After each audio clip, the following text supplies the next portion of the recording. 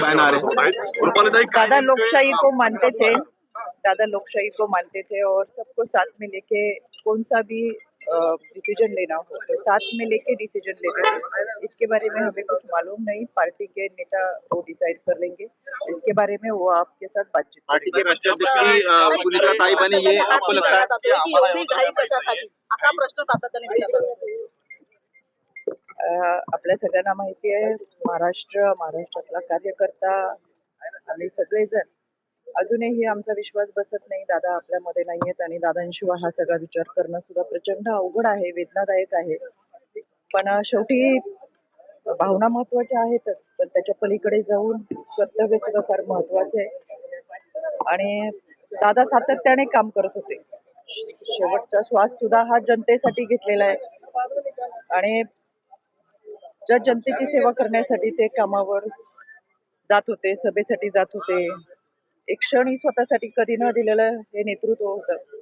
आज खऱ्या अर्थानं भावनांच्या पलीकडे जाऊन कर्तव्य ही जबाबदारी महत्वाची असताना वहिनींकडे ती जबाबदारी आपण देतोय. महाराष्ट्र आता खूप आशेने वहिनींकडे पाहतो आणि म्हणून मला असं वाटतं की देशात राज्यात आतापर्यंत अशा खूप घटना झाल्या की ज्याच्यामध्ये आपण ती जबाबदारी कुटुंबातल्या कोणत्या ना कोणत्या व्यक्तीकडे देऊन खऱ्या अर्थानं जनसेवेची भावना जोपासली. आणि म्हणून आम्हाला असं वाटतं की आपण सगळे खूप भावनिकदृष्ट्या जोडलेला असतो म्हणून आपल्याला असं वाटतं, पण शेवटी महाराष्ट्राचा विचार, ही जनसेवेची भावना आणि खऱ्या अर्थानं आलेली जबाबदारी पेलणं, मला असं वाटतं दादांना हीच आदरांजली असेल. कारण की दादांनी एक क्षण सुद्धा शांत बसले नव्हते किंवा स्वतःसाठी दिला नव्हता. जो काही वेळ आहे तो समाजासाठी दिला होता आणि म्हणून आज जी जबाबदारी घेतली जाते ती गटनेते पदाची असेल किंवा महाराष्ट्राच्या जनसेवेची असेल तर त्या बहिणी घेतात. आपण म्हणत आहात की भावनांपेक्षा कर्तव्य जास्त महत्वाचं आहे, त्याच्यामुळे तुम्ही सगळे सुनेत्रा पवार यांच्यासोबत उभे आहात.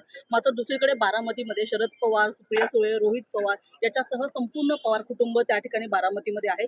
त्यांचं असं म्हणणं आहे की आम्हाला या सगळ्या संदर्भात कोणतीच कल्पना नाहीये, आम्हाला कुणी या संदर्भातलं कळवलेलं नाहीये, आम्ही इथेच आहोत बारामतीमध्ये. मला असं वाटतं की आदरणीय दादांनी 2.5 वर्षापूर्वी जो निर्णय घेतला त्या निर्णयासमवेत पहिल्या दिवसापासून आम्ही सगळेजण आलो. गेल्या 2.5 वर्षाच्या निर्णयामध्ये आम्ही सगळेजण दादांच्या समवेत राहिलो.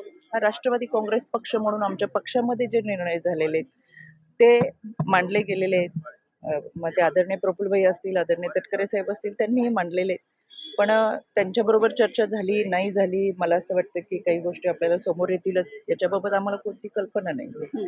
पक्ष म्हणून आजचा जो निर्णय होतोय तो पक्ष म्हणून तटकरे आणि प्रफुल्ल पटेल यांनी जास्त घाई केली असं म्हटलं जात आहे. मी मगाशी सांगितलं ना, आता परत सांगते की खऱ्या अर्थानं भावना आणि कर्तव्य एका बाजूला ठेवून आपण सगळं करतोय. भावना बाजूला ठेवून कर्तव्याला प्राधान्य देण्याची जबाबदारी वहिनी. खरं तर त्या माऊलीला सगळ्यात जास्त दुःख जर कोणाला असेल तर त्या माऊलीला असेल. आज ते दुःख खरं पेलण्याची ताकद त्यांना मिळो, पण ते दुःख बाजूला ठेवून दादांनी जी महाराष्ट्राची स्वप्न पाहिली होती, महाराष्ट्राचा कार्यकर्ता दादांकडे ज्या भावनेने पाहत होतं, आज पती नसताना पुढे येऊन आपण ते पेलण्याची जबाबदारी वहिनी दाखवतात. त्याच्यामुळे तुम्ही मी जास्त चांगलं समजू शकतो की त्या वेदना किती असू शकतात. त्याच्यामुळे खऱ्या अर्थानं आपण आज त्यांना साथ देणं फार गरजेचं आहे. अशी अनेक उदाहरणं महाराष्ट्रात आणि देशात आपण पाहिलेले आहेत की खरं ज्योतिबानंतर सावित्रीबाई पुढे येऊन लढली, मी स्वप्न पूर्ण करेल म्हणून. अहिल्यादेवी होळकर पुढे येऊन लढल्या, मी ते स्वप्न पूर्ण करेल म्हणून. आणि आज आम्ही दादांच्या रूपात वहिनींना पाहतो. कार्यकर्त्यांमध्ये मोठा संभ्रम निर्माण झालेला आहे. कार्यकर्त्यांमध्ये मोठा संभ्रम निर्माण झालेला आहे. कार्यकर्त्यांमध्ये कोणताही संभ्रम नाहीये. गेल्या 2.5 वर्षापूर्वी कार्यकर्ता दादांच्या पाठीशी खूप ठामपणे उभा राहिला होता.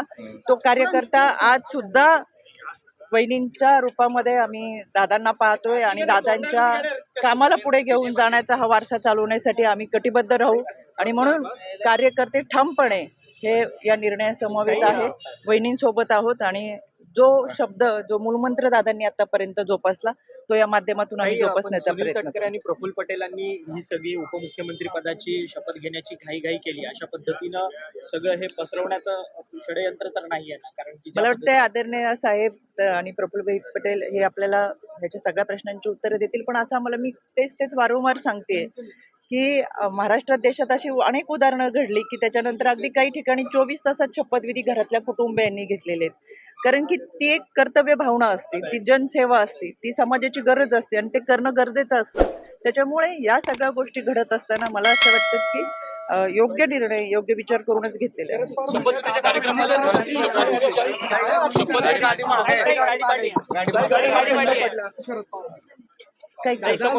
काही इच्छुक होते. आता शरद पवार म्हणतात याच्यामध्ये पक्षाचे वरिष्ठ आपल्याशी संवाद साधतील, याच्याबद्दल आम्हाला काही ठीक आहे.